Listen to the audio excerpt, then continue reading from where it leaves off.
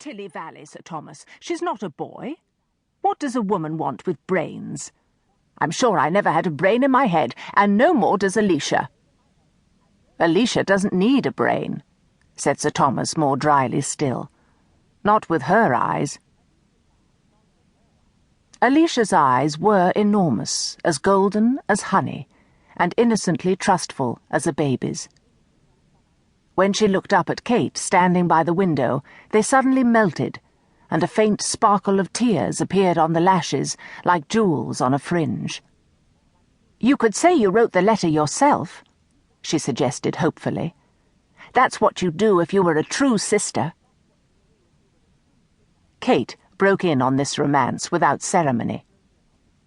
"Did you sign my name to it?" she asked. Alicia's eyes widened. "Sign your name?" she said in a rather puzzled voice. "How could I sign your name to the letter when you didn't even know I was sending it?" "Did you copy my writing?"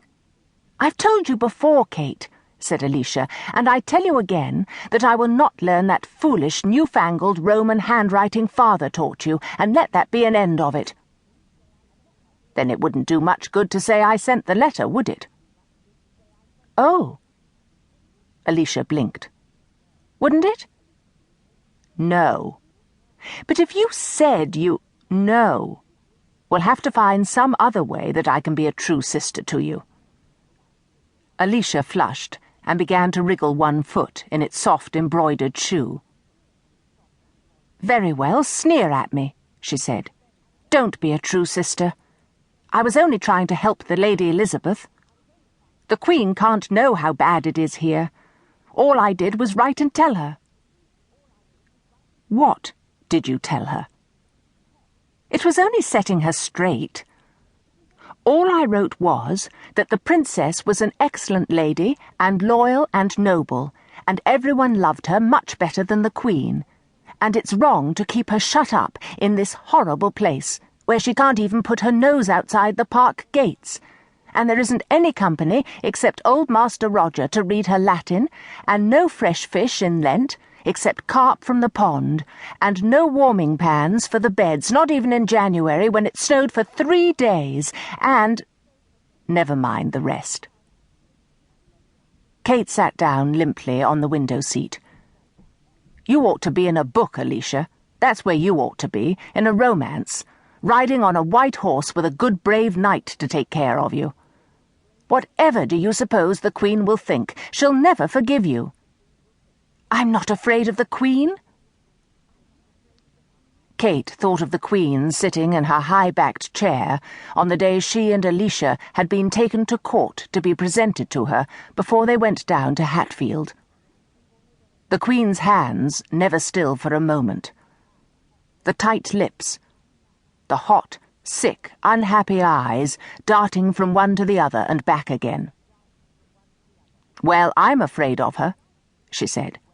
"Yes, but she liked me," Alicia insisted. "Don't you remember, Kate?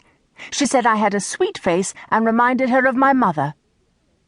"She wasn't angry with you then?" "Oh, she isn't going to be angry with me now, not for only one little short letter." "Alicia—"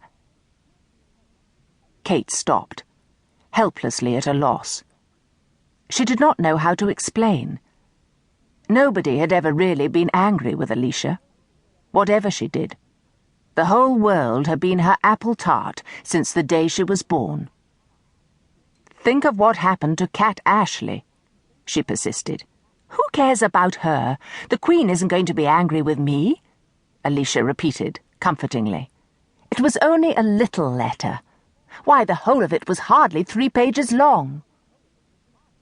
She slipped to her feet, stretching like a kitten, and began to tidy her hair. "The Queen may not read it," said Kate. "She must get hundreds of letters, and she's ill again. Or it may have gone astray on the road." "Oh, no, it couldn't have," said Alicia proudly. "I put it in the Royal Courier's packet with the one from the Princess." Kate, giving up, merely nodded and turned again to look out of the window.